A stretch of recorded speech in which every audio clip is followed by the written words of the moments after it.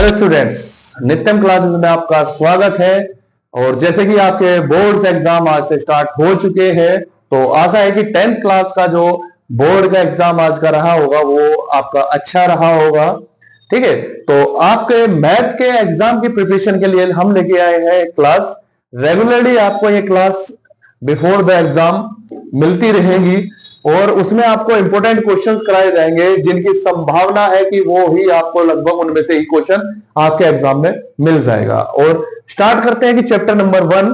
Chapter number 1 में आपके जो इंपॉर्टेंट टॉपिक्स हैं जहां से रेगुलरली आपके क्वेश्चन पूछे जाते हैं, वो पहला है प्राइम फैक्टर यानी अभाज्य गुणनखंड। आपको कोई नंबर दिए होते हैं, उनके आपको अभाज्य गुणनखंड फाइंड करने होते हैं। तो उनमें मोस्टली जो क्वेश्चन है वो इस प्रकार, जैसे 144 और 156, इसके आपको क्या करना है, प्राइम फैक्टर फाइंड करने हैं। तो 144 यानी अभाज्य गुणनखंड। अभाज्य संख्याएं कि सबसे पहले तो हमें अभाज्य संख्याएं पता होना चाहिए। वो क्या होती है, वे संख्याएं जिनका HCF 1 हो, या फिर कह सके कि वो 1 से या फिर स्वयं से विभाज्य हो, डिविजिबल हो, उन संख्याओं को क्या कहते हैं, अभाज्य संख्या यानी प्राइम नंबर्स कहते हैं। तो अब प्राइम फैक्टर्स के बात करें तो सबसे छोटा प्राइम फैक्टर 2 है। तो फर्स्टली हम 2 से डिवाइड करके देखते थे। 2 7 जा 2 2 7 जा 14 और 2 2 जा 4। नेक्स्ट 2 3 जा 6 और 2 6 जा 12, 2 1 जा 2, 2 8 जा 16, 2 9 जा 18। अब 9 जो है वो 2 से डिविजिबल नहीं होगा, तो 3 से डिवाइड करेंगे। 3 3 जा 9, 3 1 जा 3। तो यहाँ पे जो 144 के प्राइम फैक्टर होंगे वो होंगे 2 into 2 into 2 into 2 into 3 into 3, या फिर कह सकते हैं कि 2 की पावर 4 और इंटू 3 की पावर 2। यहां से एक क्वेश्चन और होता है कि यहां पर आपको पावर्स का सम भी पूछ लिया जाता है। तो प्राइम फैक्टर्स की पावर्स यहाँ पे 4 है और 2 है, दैट मींस 4 प्लस 2 कितना आ जाएगा, 6। ये क्वेश्चन भी बहुत बार आपसे यानी कई बार को एग्जाम्स में आया है और पूछा गया है। नेक्स्ट है इसी प्रकार 156 के आप फाइंड कर सकते हैं। जो सेकंड क्वेश्चन है, सेकंड टॉपिक है, वो है LCM and HCF by prime factor method. यानी आपको अब क्या करना है, एलसीएम और एचसीएफ फाइंड करने हैं। कौन से मेथड से, प्राइम फैक्टर मेथड से। तो प्राइम फैक्टर मेथड से एलसीएम और एचसीएफ कैसे फाइंड करते हैं, चलिए यहां पे देखिए कुछ क्वेश्चन गिवन है, जैसे 182 एंड 78, 182 एंड 78। तो 182 के अगर हम प्राइम फैक्टर की बात करें तो 2 9 जा 18, 2 1 जा 2। अब 3 से इसको डिवाइड करके देखते हैं, 3 से डिवाइड नहीं होगा। ठीक है, तो 5 से नहीं होगा तो 7 से, 7 1 जा 7, 7 3 जा 21। ठीक है, नेक्स्ट 13 1 जा 13। तो यहां से कितना आ जाएगा, 2 इंटू 7 इंटू 13, 2 इंटू 7 इंटू 13। ये प्राइम फैक्टर हो जाएंगे आपके किसके, 182 के। ठीक है, तो नेक्स्ट कौन सा है आपका 78। तो 78 के अगर प्राइम फैक्टर की बात करें तो कितने हो जाएंगे, तो यहां से डिवाइड करेंगे, 2 3 जा 6 और 2 9 जा 18। 3 से डिवाइड करेंगे, 3 1 जा 3, 3 3 जा 9, 13 1 जा 13। तो इसके फैक्टर हो जाएंगे 2 इंटू 3 इंटू 13। ठीक है, तो यहां से हमें जो फाइंड करना है एलसीएम और एचसीएफ फाइंड करना है। ठीक है, तो एलसीएम एचसीएफ फाइंड करेंगे क्योंकि दोनों के हमारे पास प्राइम फैक्टर आ चुके हैं। अब प्राइम फैक्टर से हम कैसे फाइंड करते हैं, चलिए देखिए। अगर आपको एचसीएफ फाइंड करना है तो एचसीएफ फाइंड में आपको देखना है कॉमन नंबर। क्या देखना है, कॉमन डिजिट देखनी है कि दोनों में कॉमन डिजिट क्या है। और कॉमन डिजिट की भी आपको देखनी है लोवेस्ट पावर। क्या देखनी है, लोवेस्ट पावर। जैसे कि अभी हमने प्राइम फैक्टर निकाले थे और उनको किसकी फॉर्म में लिखा था, पावर्स की फॉर्म में लिखा था। ठीक है, तो वहां से हमें आपको क्या क्या देखना है, वहां से हमें कॉमन डिजिट्स देखनी है कौन कौन सी है, और यानी कॉमन नंबर्स देखने हैं कौन कौन से हैं। उन कॉमन नंबर्स में आपको देखना है कि उनकी लोवेस्ट पावर क्या है। देख लीजिए, अगर एचसीएफ हम फाइंड करते हैं तो एचसीएफ में क्या आ जाएगा, यहां से एक तो आपका 2 दोनों में है नहीं कॉमन है, और एक 13 कॉमन है। ठीक है, तो यहां से जो आंसर होगा एचसीएफ आपका 2 इंटू 13 यानी 26 आपका आंसर हो जाएगा। और बात करते हैं एलसीएम। तो एलसीएम में आपको जो क्या करना है, कॉमन नंबर तो देखना ही है, कॉमन नंबर तो होना ही चाहिए। यानी उभयनिष्ठ संख्या जो दोनों में है वो तो आपको लेनी ही है, उसकी हाईएस्ट पावर आपको लेनी है। क्या लेनी है, हाईएस्ट पावर। और बाकी जो रिमेनिंग नंबर्स बचते हैं उनकी भी आपको हाईएस्ट पावर ले लेनी है। जैसे यहां से अगर मैं बात करूं कॉमन नंबर 2 इंटू 13 है और रिमेनिंग क्या है 3 इंटू 7, 3 इंटू 7। अब इनकी मल्टीप्लाई करके जो आपके पास आंसर आएगा वही आपका क्या होगा एलसीएम होगा। मल्टीप्लाई कर लेते हैं, 7 3 जा 21 और 13 2 जा 26, यानी 26 इंटू 21 अगर मल्टीप्लाई करेंगे तो कितना आएगा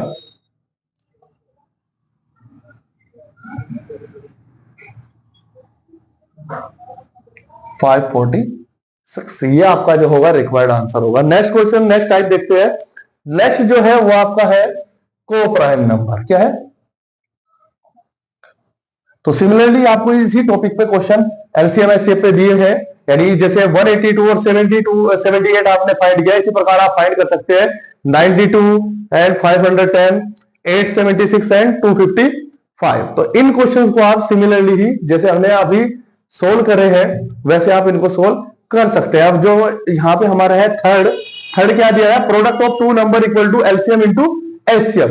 इस टॉपिक पर आपके रेगुलरली क्वेश्चन पूछे जाते हैं। तो जैसे यहाँ पे कुछ मेन क्वेश्चन आपको जो इंपोर्टेंस है वो गिवन है। फर्स्ट क्वेश्चन है आपको एलसीएम गिवन है, एलसीएम 12 21 कितना है आपका 84। इनका जो एलसीएम है वो आपको 84 गिवन है और एचसीएफ आपको फाइंड करना है। ठीक है, यानी आपको लेस है दिया गया है और मैस है आपको फाइंड करना है। तो कैसे करेंगे, जैसे हमें पता है कि product of two number, we know that, हमें पता है कि क्या है फॉर्मूला क्या है हमारे पास, product of two numbers equal to होता है आपका एलसीएम इंटू एचसीएफ, यानी दो संख्याओं का गुणनफल किसके बराबर होता है, उनके एलसीएम और एचसीएफ के गुणनफल के बराबर होता है। जैसे कि दो नंबर आपको कौन कौन से गिवन है, 12 एंड 21 गिवन है, एलसीएम आपको 84 गिवन है और आपको एचसीएफ फाइंड करना है। तो एचसीएफ कितना हो जाएगा आपका, एचसीएफ इक्वल हो जाएगा 12 इंटू, यहां से मल्टीप्लाई में है तो ये इधर आगे किसमें हो जाएगा आपका डिवाइड में। तो 21 वन जा 21, 21 4 जा 84 और 4 3 जा 12, तो आंसर हो जाएगा आपका 3। दैट मीन्स इस क्वेश्चन का जो आंसर है वो क्या है आपका 3 है। तो यहां से आप इस प्रकार एचसीएफ फाइंड कर सकते हैं। सिमिलरली 26 एंड 156, यानी यहां से अगर आपको एचसीएफ फाइंड करना है, यहां से भी एचसीएफ हो जाएगा आपका 26 into 156 upon 156, that means answer is 26।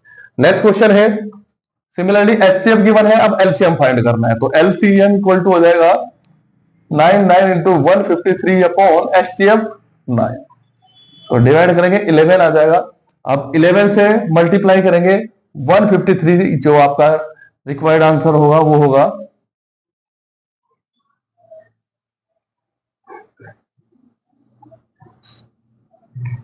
1683। तो इस प्रकार हमने ये 3 टॉपिक कवर किए हैं। अब यहां पर जो 4th टॉपिक है वो है को प्राइम नंबर्स। क्या है को प्राइम नंबर, आपको ये ज्यादातर एमसीक्यूज में पूछा जाता है, यानी मल्टीपल चॉइस क्वेश्चन में आता है आपके भूगोल में, उसमें पूछा जाता है कि इनमें से कौन सा नंबर आपके को प्राइम है।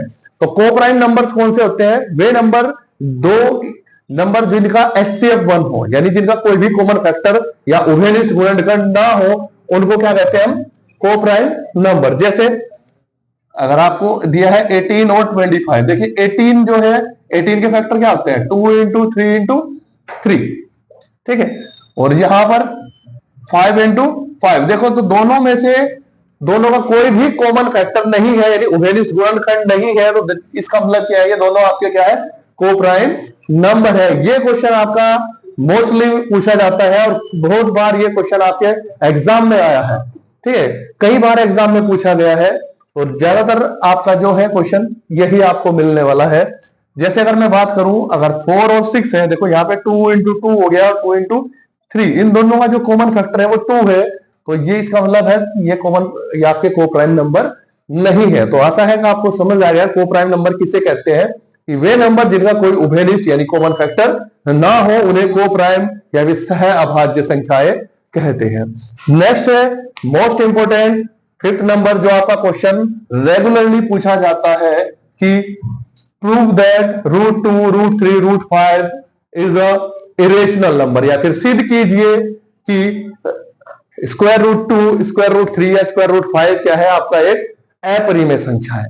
ये क्वेश्चन बहुत इंपॉर्टेंट है, रेगुलरली पूछा जाता है, तो इस क्वेश्चन को आप मत छोड़िएगा, अच्छे से इसको तैयार किएगा। चलिए देखते हैं। जैसे रूट 2 को आपको प्रूव करना है कि ये क्या है, आपका एक अपरिमेय संख्या है। क्या है? अपरिमेय संख्या है। तो यहां पे हमें सपोज करना है कि ये क्या है, एक परिमेय संख्या है। माना स्क्वायर रूट 2 एक परिमेय संख्या है, अतः इसे P अपॉन Q के रूप में व्यक्त किया जा सकता है, जहां P व Q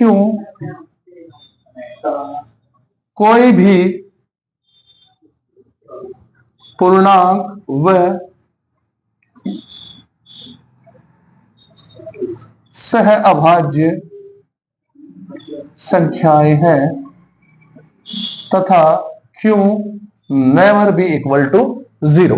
तो यानी हमें यहां से क्या मानना गया कि मान लीजिए स्क्वायर रूट 2 क्या है, परिमेय संख्या है, यानी वर्गमूल 2 क्या है, परिमेय संख्या है। तो इसको किसके रूप में लिखा जा सकता है? P अपॉन Q के रूप में लिखा जा सकता है, जहां पर P और Q कोई भी पूर्णांक और सहभाज्य संख्याएं हैं, और Q never be equal to 0, क्योंकि अगर Q 0 हो जाए तो ये नंबर क्या हो जाएगा, आपका अपरिभाषित हो जाएगा।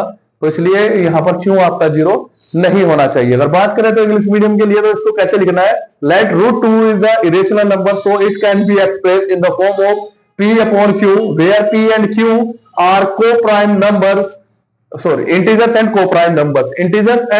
co-prime number and Q not equal to 0. So we can write, तो हम लिख सकते हैं कि root 2 equal to P upon Q।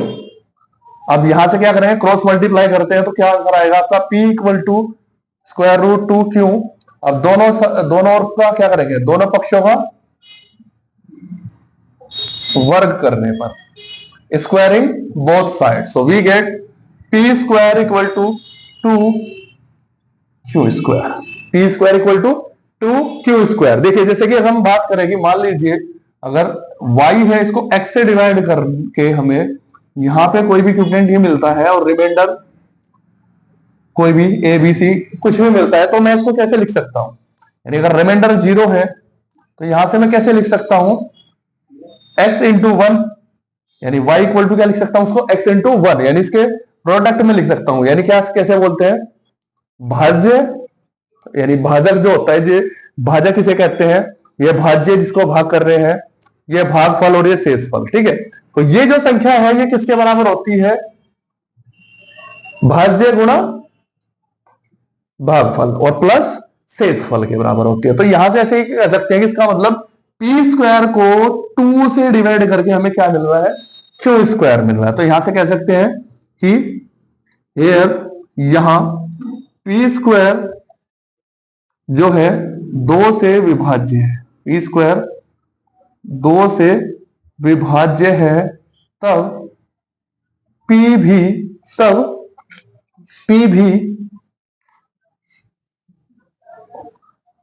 2 से क्या होगी आपकी, विभाज्य हो। यानी कह सकते हैं कि P square is divisible by 2, so P is also divisible by 2। यानी अगर किसी संख्या का स्क्वायर किसी संख्या से भाग होता है, यानी विभाजित हो जाता है, तो वो संख्या भी उसी संख्या से विभाजित होगी। यानी जैसे P स्क्वायर 2 से विभाज्य है, तो P भी क्या होगा, 2 से विभाज्य होगा। तो हम किसी नए पूर्णांक C के लिए लिख सकते हैं P इक्वल टू 2C, यानी P को 2 से डिवाइड करके मान लीजिए आपके पास एक नया पूर्णांक है, नया इंटीजर है, वो C आता है। तो यहां से अगर मैं P की वैल्यू 2C रखता हूं, तो यहां से हो जाएगा 2C का square equal to 2Q square. तो यहां से हमें मिलेगा 4C square equal to 2Q square. 2 से 2 को डिवाइड करेंगे तो यहां से लिख सकते हैं, 2 से 4 को डिवाइड करेंगे तो 2 2 जा 4 equal to Q square. That means यहां से सेम कंडीशन हमें मिलती है कि क्यू स्क्वायर जो है वो 2 से विभाजित है, तो क्यू भी क्या होगा, 2 से विभाज्य होगा। तो यहां से हम लिख सकते हैं बिकॉज क्योंकि क्यू स्क्वायर जो है वो 2 से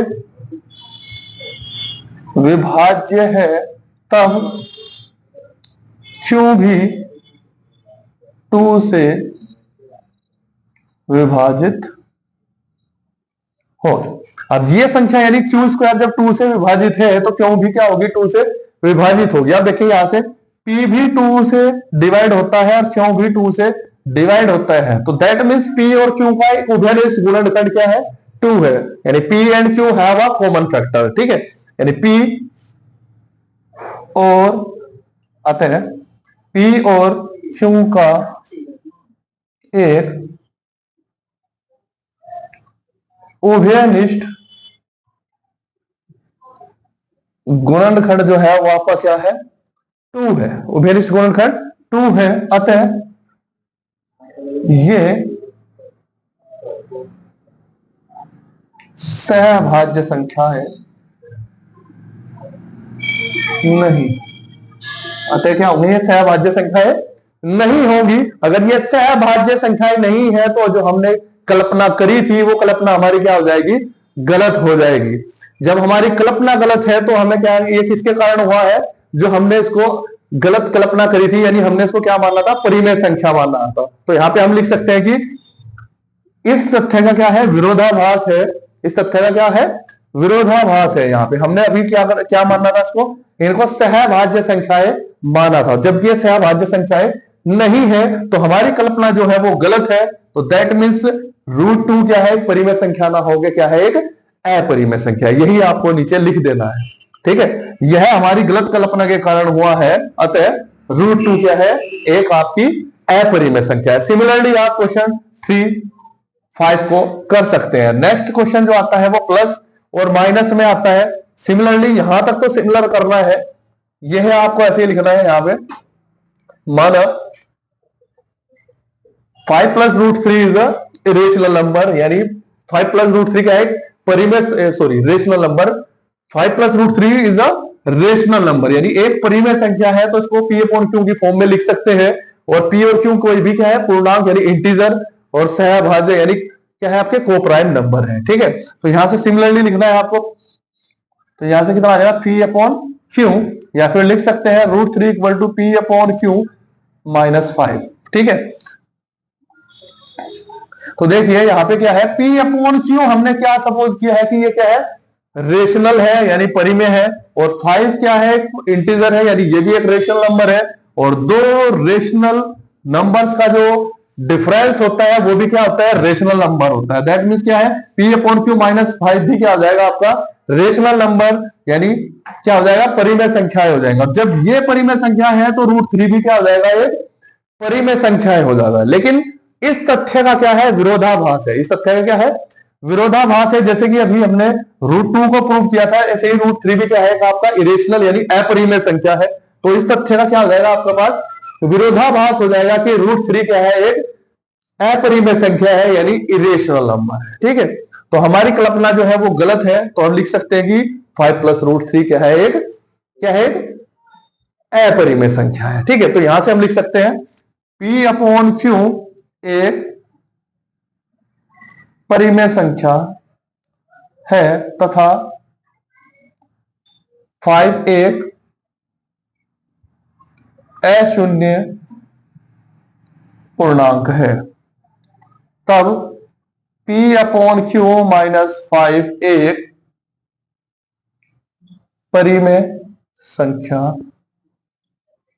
होगी तथा √3 भी एक परिमेय संख्या होगी। परंतु इस तथ्य का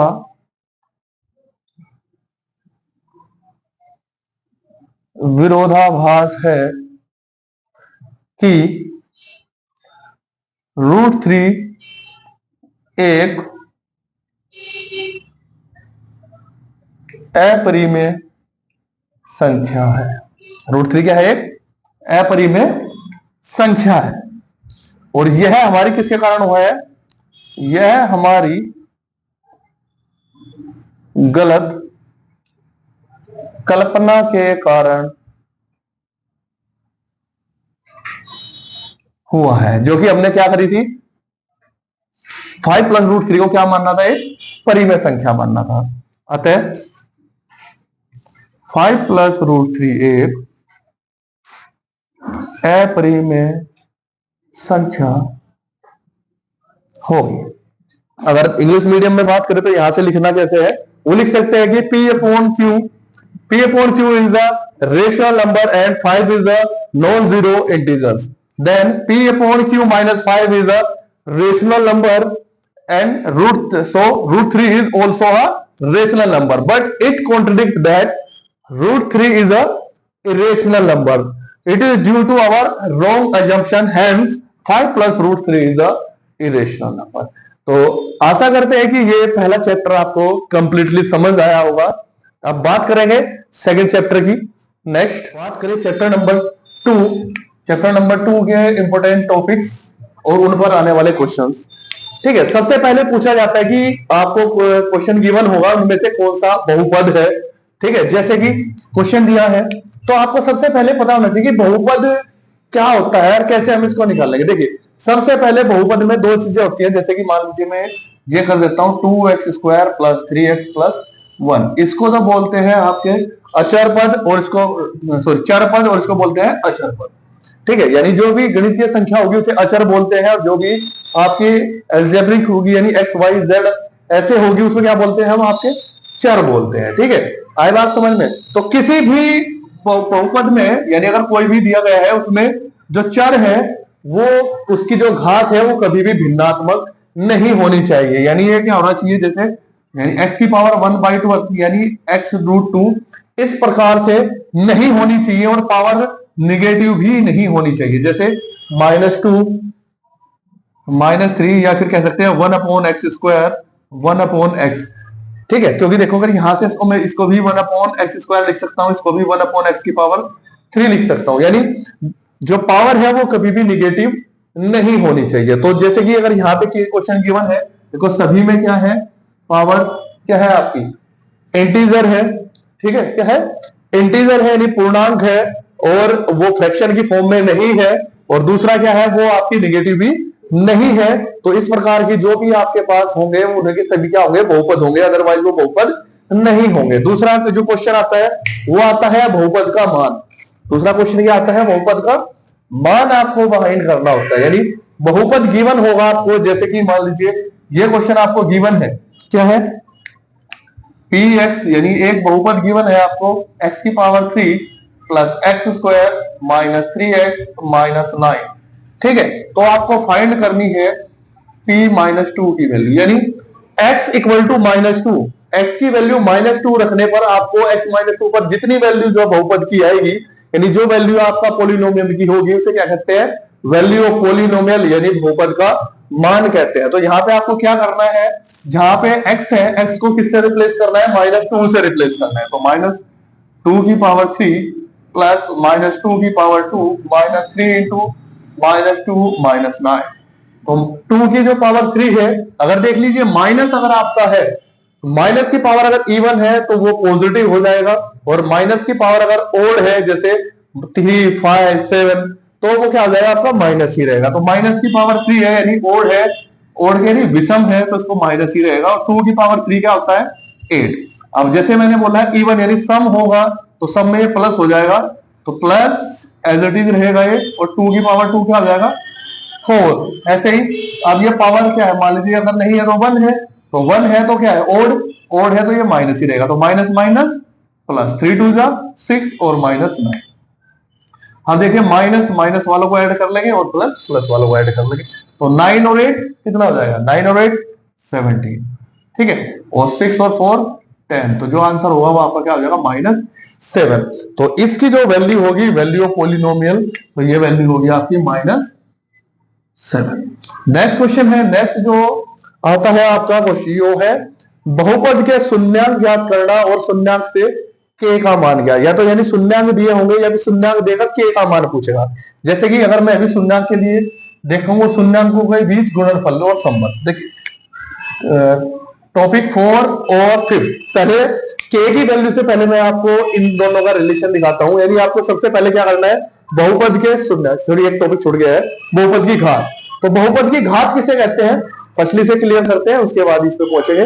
बहुपद की घात, तो किसी भी पद की अधिकतम घात क्या कहलाती है, बहुपद की घात कहलाती है। जैसे यहाँ पर 4 है, 3, 2, 1 और यहाँ पे 0 है, तो इसका मतलब जो हाईएस्ट पावर है वो 4 है, तो इसी को ही क्या कहते हैं, बहुपद की घात यानी डिग्री ऑफ पोलिनोमियल। नेक्स्ट, जैसे कि मैं बता रहा हूं कि बहुपद के शून्यांक और शून्यांकों व गुणांकों के बीच संबंध आपको निकालना है। ठीक है, ठीक है। ये जो तीनों टॉपिक है, इनमें पहले में के मान को बाद में डिस्कस करते हैं, पहले इनको डिस्कस कर लेते हैं। ठीक है, तो सबसे पहले शून्यांक निकालना है। आप क्वेश्चन गिवन है, जैसे कि आपके क्वेश्चन गिवन है, ये आपके 3 क्वेश्चन, 3 से 4, इनमें से ही रेगुलरली पूछा जाता है। फर्स्ट क्वेश्चन कंसर्न करते हैं, वो क्या है आपका,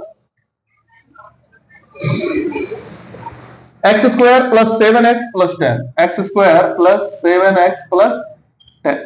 तो सबसे पहले इसके शून्यांक फाइंड करने हैं। तो शून्यांक के लिए, तो शून्यांक किसे कहते हैं भाई, शून्यांक क्या होता है, x का वह मान जिस पर बहुपद की वैल्यू क्या हो जाए, 0 हो जाए, यानी पोलिनोमियल आपका क्या हो जाए, 0 हो जाए। तो शून्यांक के लिए क्या करेंगे, इसको इक्वल टू 0 सपोज करेंगे, तो x square plus 7x plus 10 equal to 0।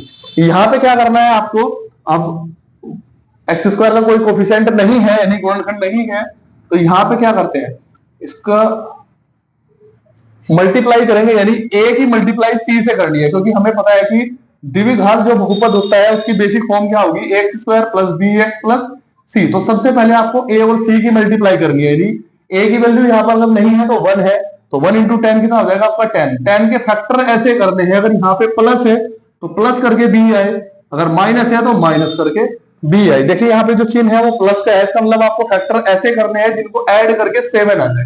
2 5 10 multiply करके तो 10 आ रहा है, और 2 प्लस 5 कितना हो जाता है आपका 7। तो यहां से हम 7 की जगह 2 प्लस 5 लिख सकते हैं। तो x square 2 plus 5 into x plus 10 equal to 0।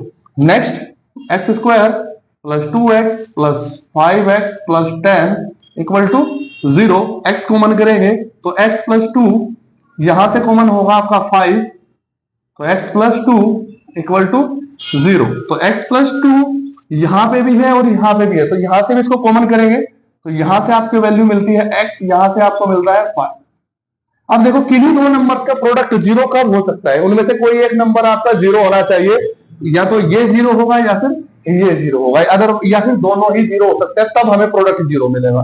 तो यानी यदि x प्लस 2 इक्वल टू 0, तो x इक्वल टू आ जाएगा आपका -2, और x प्लस 5 इक्वल टू 0, तो x इक्वल टू आ जाएगा -5।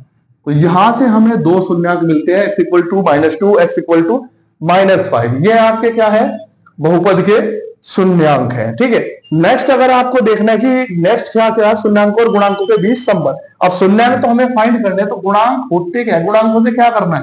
अब एक क्वेश्चन दिया है शून्यांकों का योगफल और गुणनफल, तो शून्यांकों के योगफल का जो सूत्र होता है वो क्या होता है, गुणांकों के पदों में वो होता है x का गुणांक, यानी माइनस x का गुणांक अपॉन एक्स स्क्वायर का गुणांक। और जो गुणनफल होता है शून्यांकों का वो क्या होता है भाई आपका, वो होता है अचर पद अपॉन एक्स स्क्वायर का गुणांक। तो अब आपको यहां से क्या करना है, शून्यांकों और गुणांकों के बीच संबंध निकाला। देखिए ये क्वेश्चन या तो यहां तक आएगा, यहां तक आपको शून्यांक फाइंड करना है बस। नेक्स्ट अगर ये लॉन्ग में आएगा तो लॉन्ग में कैसे पूछा जाएगा कि बहुपद के शून्यांक ज्ञात कीजिए तथा शून्यांकों और गुणांकों के बीच संबंध स्थापित कीजिए। ठीक है, अब संबंध की बात करेंगे। मान लीजिए अगर योगफल यहां से देखते हैं, तो शून्यांकों का योगफल, शून्यांकों का योगफल, तो योगफल देखते हैं कितना हो जाएगा, -2 प्लस -5 इक्वल टू हो जाएगा आपका -7। तो यहां से देखेंगे कि -7 है, ठीक, तो अपॉन क्या कर लेंगे, 1 कर लेंगे, क्योंकि इसके हमें क्या करना है, गुणांकों के बीच संबंध स्थापित करना है। आप देख लीजिए -7 तो 7 क्या है आपका, किसका कोफिशिएंट है, एक्स का है, तो माइनस एक्स का गुणा अपॉन 1 क्या है आपका, एक्स स्क्वायर का। ठीक है, तो यानी सेम जो है आपको ऐड करके मिल रहा है, वही आंसर आपको किससे मिल रहा है, फॉर्मूले से मिल रहा है। यानी यहां से हमने गुणांकों के बीच संबंध जो था वो ऐड करके जो हमें मिला है, उससे हमने क्या करा है, फॉर्मूला आपका प्राप्त किया है। तो यहां से ये जो कहलाता है वो क्या कहलाएगा आपका, शून्यांक और गुणांकों के बीच संबंध कहलाएगा। ठीक है, नेक्स्ट अगर मैं गुणनफल की बात करूं, यानी प्रोडक्ट ऑफ जीरो, तो प्रोडक्ट क्या आ जाएगा आपका, -2 इंटू -5 दैट मीन्स 10। ऐसे ही यहाँ पे अपॉन 1 लिखेंगे तो ये क्या आ जाएगा, 10 क्या है आपका कांस्टेंट टर्म यानी अचर पद, और 1 क्या है आपका एक्स स्क्वायर का गुणा। तो यही हमने जो फॉर्मूला अभी बताया था वो क्या था, अचर पद अपॉन एक्स स्क्वायर का गुणा। तो ये भी आपका वेरीफाई हो जाता है। तो इस प्रकार हम इस क्वेश्चन को कंप्लीट सोल्व कर सकते हैं। अब नेक्स्ट क्वेश्चन इस तरह से कैसे पूछा जाएगा, वो हो सकता है कि शून्यांक ज्ञात करना है, उसके बाद शून्यांक गिवन होगा आपको, तो के का मान ज्ञात करना है। ठीक है, नेक्स्ट क्वेश्चन क्या हो सकता है, आपको शून्यांक गिवन होगा और शून्यांक पे आपको किसका मान निकालना है, के का मान निकालना है। जैसे क्वेश्चन नंबर 2, क्वेश्चन नंबर 2 में क्या गिवन है, x square plus 3x plus के का एक शून्यांक कितना है, का एक शून्यांक जो है वो 2 है। क्या है, 2 है। तो के का मान आपको फाइंड करना है, के का मान क्या करना है आपको, फाइंड करना है। तो के का मान निकालने के लिए यहां क्या करेंगे आपको, मैंने बताया था कि शून्यांक किसे कहते हैं, कि x की वह वैल्यू जिस पर बहुपद का मान क्या हो जाए, 0 हो जाए। तो यहां पे क्या होगा, यदि x इक्वल टू 2 बहुपद का एक शून्यांक है, if x equal to 2 is a zeros of this polynomial, then तब P2, यानी अगर मैं इसको Px सपोज करता हूं तो P2 इक्वल टू किसके होना चाहिए, 0 के होना चाहिए। ठीक है, यानी अगर बहुपद मान लीजिए मेरा Px है, ठीक है, तो x का वह मान जिस पर यह क्या जाए, 0 हो जाए, वही क्या कहलाएगा, इसका शून्यांक कहलाएगा। अगर शून्यांक गिवन है तो दैट मींस क्या है, तो x की वैल्यू 2 रखकर ये 0 हो जाना चाहिए। ठीक है, ठीक है, if x equal to 2 is the zeros of this polynomial then P2 equal to 0। तो अब x की वैल्यू क्या रखेंगे, जहां पे x है वहां किसको रिप्लेस करेंगे, 2 से रिप्लेस करेंगे। तो 2 स्क्वायर प्लस 3 इंटू 2 प्लस के इक्वल टू 0। तो 2 का स्क्वायर कितना हो जाएगा, 4, 3 2 इज 6 प्लस के इक्वल टू 0। 4 और 6 कितना हो जाएगा आपका 10 प्लस के इक्वल टू 0, और के इक्वल टू अगर इसको इधर लेके जाएंगे तो के इक्वल टू हो जाएगा आपका -10। तो इस प्रकार के क्वेश्चन भी आपके बहुविकल्पी में पूछे जाते हैं। ठीक है, नेक्स्ट अगर बात करें, नेक्स्ट क्वेश्चन है शून्यांकों का योगफल और गुणनफल ज्ञात करना। शून्यांकों का और योगफल और गुणनफल ज्ञात करना। ठीक है, तो जैसे कि क्वेश्चन की बात करूं मैं, क्वेश्चन है 3x square minus x minus 4। ये कोई आपका पोलिनोमियल गिवन है, इसके आपको योगफल और गुणनफल ज्ञात करने हैं। तो सबसे पहले क्या करेंगे, बहुपद की ax square plus bx plus c, यानी मानक बहुपद, मानक बहुपद ax square plus bx plus c से तुलना करने पर, तो तुलना करने पर यहां से हमें a की वैल्यू कितनी है, वो 3 है। b की वैल्यू देखो, b x के साथ जो भी होगा वो b है, तो x के साथ अगर यहां नहीं है तो क्या है, 1 है, तो 1 है, और उसको साइन सहित लेना है, तो कितना हो जाएगा -1, और c की वैल्यू कितनी हो जाएगी आपकी -4। ठीक है, तो अब यहां से आपको जो निकालना है वो क्या है, शून्यांकों का योगफल और गुणनफल। शून्यांकों का योगफल, योगफल क्या होता है, -x का गुणांक अपॉन एक्स स्क्वायर का गुणा। तो x का गुणांक जो है वो b है, यानी -b अपॉन a, तो वैल्यू हो जाएगी b की वैल्यू है -1 और a की वैल्यू है 3, तो यहां से आंसर हो जाएगा 1/3। कितना आंसर हो जाएगा, 1/3। नेक्स्ट बात करें अगर गुणनफल की, तो गुणनफल क्या होता है, अचर पद अपॉन एक्स स्क्वायर का गुणांक, अचर पद क्या है आपका सी और एक्स स्क्वायर का गुणांक क्या है ए, यानी सी अपॉन ए। सी की वैल्यू है आपकी -4 और ए की वैल्यू क्या है 3 है, तो यहां से आंसर आपको मिल जाएगा -4/3। इसमें जो दूसरा क्वेश्चन पूछा जाता है वो कैसे पूछा जाता है, अब आपको यहां पे किसी की एक वैल्यू के से रिप्लेस कर देगा वो, और गुणनफल या योगफल में से कोई एक वैल्यू आपको दे देगा। जैसे कि क्वेश्चन गिवन है के एक्स स्क्वायर -3x+5 के शून्यांकों का योगफल 1 है तो के का मान ज्ञात कीजिए। तो इस क्वेश्चन को सोल्व करते हैं ऐसे ही, जैसे कि गिवन है के एक्स स्क्वायर -3x+5 के शून्यांकों का योगफल गिवन है। क्या गिवन है? योगफल। तो हमें पता है कि इसकी तुलना करेंगे किससे, ax² + bx + c से तुलना करने पर हमें क्या मिलेगा, a = k, b = -3 और c = 5। और योगफल गिवन है तो योगफल का ही फॉर्मूला लगाना है। तो शून्यांकों का योगफल क्या होता है भाई, शून्यांकों का योगफल होता है -b/a, और योगफल की वैल्यू कितनी गिवन है 1 गिवन है, और -b की वैल्यू -3 है, a की वैल्यू k है। तो अपॉन 1 करके क्रॉस मल्टीप्लाई करेंगे यार, k बनता k, और यहां से मल्टीप्लाई करेंगे --+3, यानी k की जो वैल्यू आएगी वो आपके पास क्या आएगी 3 आएगी। ठीक है, इस प्रकार जो है यहां तक हमने 6 टॉपिक तक कंप्लीट कर लिया है। जो टॉपिक नंबर 7 है शून्यांकों के द्वारा बहुपद ज्ञात करना। शून्यांकों के द्वारा क्या करना है, बहुपद ज्ञात करना है।